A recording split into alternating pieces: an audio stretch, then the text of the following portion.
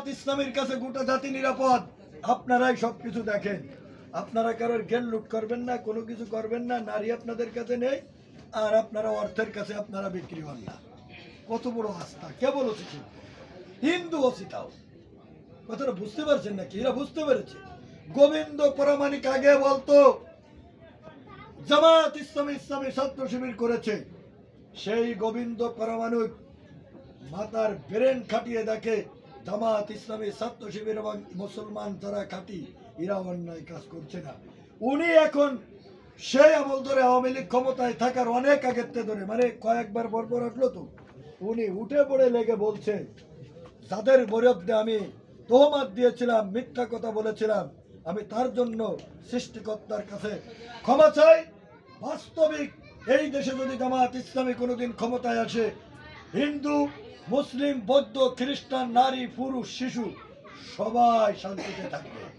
অর্থনৈতিক গ্যারান্টি আছে, টাকা পাচার তারা করবে না, তাদের বিলাসিতা নেই, দ্রব্য মূল্যের মালের যে ঊর্ধ্বগতি, টাকা বেড়ে যাচ্ছে, নাবিশ্বাস এসে যাচ্ছে, এই অবস্থা থেকে নেমে আসবে। ওনার বক্তব্য সার্চ দিন, ঠিক কি যেন জামাতের কেন্দ্রীয় সেক্রেটারি জেনারেল বক্তব্য দিচ্ছে, সার্চ দিয়ে দেখেন। হিন্দু, বৌদ্ধ, খ্রিস্টান ঐক্য পরিষদের কেন্দ্রীয় সেক্রেটারি গোবিন্দ পরামানিক, তাকে তাই আওয়ামী লীগ মাঝখানে বলে ফেলেছে ইয়েরও জামাত ইসলামী কিনে নিয়ে গেল। বুঝতে পারছেন? বলতেছে জামাত ইসলামীর হিন্দু বিষয়ক সম্পাদক। আমি মনে করি আদর্শ যদি ধরে রাখা যায়, মানুষ শেষ হয়ে যেতে পারে, কিন্তু মানুষের অন্তর থেকে ভালোবাসা যায় না। যেমন অপ্রীতিকর ঘটনা কিছু ঘটছিল, যে কোনো ফালি হোক আমরা ঘের দিয়ে দাবলাই দুবলাই, একটা ঘের মাত্র এখন দখল অবস্থায় আছে, চেষ্টা চলতেছে। এখন আমি বলতে চাচ্ছি না, আশা করি আজকে না হলেও আগামী দিন সূর্য ডোবার আগেই ক্লিয়ার হয়ে যাবে।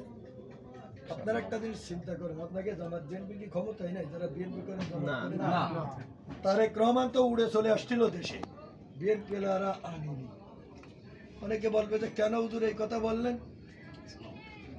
কারণ হচ্ছে আপনি 1 ঘন্টা সহিংসতা করবেন, তারেক রহমানের বাংলাদেশে আসার জন্য 1 সপ্তাহ পিছিয়ে যাবে। বোঝেননি? আমি 2 জনকে মারছিলাম, এমন একজন আমারে মারিছে, মারার পরে ওই লোক 10 জনকে মারতেছে। তাহলে তুলনামূলক এর মধ্যে ভালো ছিল কিটা? আমি না, আমি 2 জনকে মারছিলাম আর ও আরো 8 জনকে বেশি মারতেছে, তাহলে দেশে বিশৃঙ্খলা আরো বেশি হবে। এই জন্য সরকারি গোয়েন্দা সংস্থার রিপোর্টে এই অবস্থায় ওই ছাত্ররা দেখেন রিপোর্ট দিয়ে দিতে যে আমরা 1টারে তাড়াই এসছে আর 8টারে আনতে চাচ্ছি না। শুনেছেন না? টিভি দেখেন তো, অবাস্তব কথা বলতেছি না। কেন এত বছর নির্যাতিত হওয়ার পরেও মাত্র 10-12 দিন, 15 দিন, 2 মাস, 3 মাস মুখে হাসি নিয়ে কিছু হোক আর না হোক, এখন তো কেউ তোমার দাবলাচ্ছে না, তোমার তো কেউ মারতেছে না, একটুখানি স্বাধীনভাবে কথা বলার সুযোগ পেয়েছো, একেবারে ধৈর্য সুত হয়ে যায়। এই মুহূর্তে তোমার করতে হবে হাতে কি কি পেয়ে নিচ্ছ। আমরা তো মানুষ, এজন্য ধৈর্যশীল হতে হবে, অসহায় মানুষের পাশে দাঁড়াতে হবে। যদি কারোর ন্যায্য পাওনা থাকে কাগজপাতি জমা দিবেন আমাদের কাছে, আমাদের সেনা ক্যাম্প আছে, আমাদের সাথে যোগাযোগ আছে।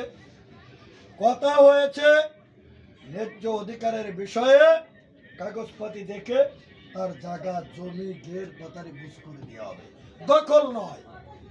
কথাটা বোঝেননি? 2 জনের ভাত নিলাম, 8 জনের মালাওয়ালাদের ঠেকা দিয়ে এখন ও তো একটা পর্যায়ে বসে আছে, আর আমি লাঠি সুতা নিয়ে যাচ্ছি। হারুন ভাই ভিডিও করবে, নিয়ে যাবে, দেখাবে, হ্যাঁ সোশ্যাল মিডিয়ায় দিয়ে দেবে, এই তো বিরাট বাহিনী চলে যাচ্ছে। ওরা তো লাঠি নিয়ে যাচ্ছিল না, ওরা তো আইনগতভাবে বসে পড়েছে। একজন তুমি তারা ঠিয়াতে চলে যাচ্ছ। 1 2 নাম্বার হচ্ছে আইন শৃঙ্খলার কাজে নিয়োজিত যারা আছেন, আপনারা যাচ্ছেন অন্যায় প্রতিহত করতে, তাদের নাম, মোবাইল নম্বর দেবে। তারা নতুন দিনের সৈনিক, এ ওসি সাহেবের কাছে থাকবে, তখন লাঠি হাতে থাকলে আপনারা দোষ হবে। বাস্তবিক সেনাবাহিনীর ওনার কাছে দিচ্ছি তালিকা, উনি আসবে, নাম কি, কোন এলাকা, বাসিরুলা, হ্যাঁ ঠিক আছে, আপনারা আমার সঙ্গে, বুঝতে পারছেন, নতুন পুলিশ। যতদিন পর্যন্ত নতুনভাবে সরকার না, নির্বাচিত না, পুলিশ বাহিনী তাদের কাছে নিয়ে যেতে না হচ্ছে, ততদিন পর্যন্ত এই শান্তি শৃঙ্খলা যে কমিটি আমরা করছি, এই কমিটি বহাল থাকবে এবং পরবর্তীতে ইরাই সহযোগিতা করবে এলাকার শান্তি ফিরিয়ে আনতে। আমরা সবাই একমত তো নাকি? তাহলে আপনারা একটা কমিটি করে একজনের যার পরে সাহস টাহস আছে দায়িত্ব দিয়ে সবার নাম, মোবাইল নাম্বার দিয়ে দিবেন, আমার কাছে পাঠাই দেন। আমি সবগুলো আজকে দিনের ভিতরে নিয়ে যাওয়ার কথা ছিল, আমি ওনার কাছে আর একদিন সময় নিই, আগামী দিন দুপুরের আগে একটু পাঠান, যে কয়জন আছে। কথাটা বুঝতে পেরেছেন না? নাম, মোবাইল নাম্বার, নাম, মোবাইল নাম্বার। একটু দেরি করে আজকে সন্ধ্যার পরে দাও, যেহেতু আমি এখন কর্মপরিষদ বৈঠকে যাবো, অন্যান্য কাজ আছে। ইকবাল সাহেব আমাকে ওই অ্যাসিস্ট্যান্ট সেক্রেটারি ছিল, উনিও ফোন দিচ্ছে।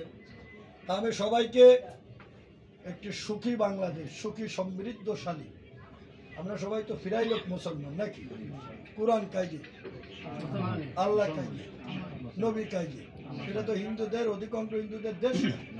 আমাদের সংবিধান যদি কোরআন হয়, তাহলে আমার মুখে আসে কথা না? হ্যাঁ, মুখে যদি আসি না আসে, বুঝতে হবে তুমি মুসলমান। এমনি তুমি কও ঠিকই, কাজে তুমি মুনাফিক। জামা তুমি থাকতে পারে তোমার, আমার হাদিস যদি হয় সংসদ ভবনের রেফারেন্স, আমার নবী যদি হয় নিতাম, আমি খুশি না? খুশি। সেই কাজ কিভাবে হয়? আল্লাহরে দেখেন, তাহাজ্জুদ করে আল্লাহ জানে এমন একটা কোরআনের সংবিধান আলা মুসলমানদের ঐতিহ্য রক্ষার সরকার আসে, যে সরকারের মাধ্যমে ভেঙে পড়া আফগানিস্তানে স্বর্ণের আফগানিস্তানে পরিণত হয়েছে। আল্লাহ তাআলা আমাদের যেন এমন একটা সুন্দর, সুখী, সমৃদ্ধশালী, টেকসই, মজবুত বাংলাদেশ উপহার দেয়। আল্লাহ যেন আমাদের সেই তৌফিক দান করেন। সবাই বলেন আমিন। ওয়া আখির দাওয়ানা আলহামদুলিল্লাহ।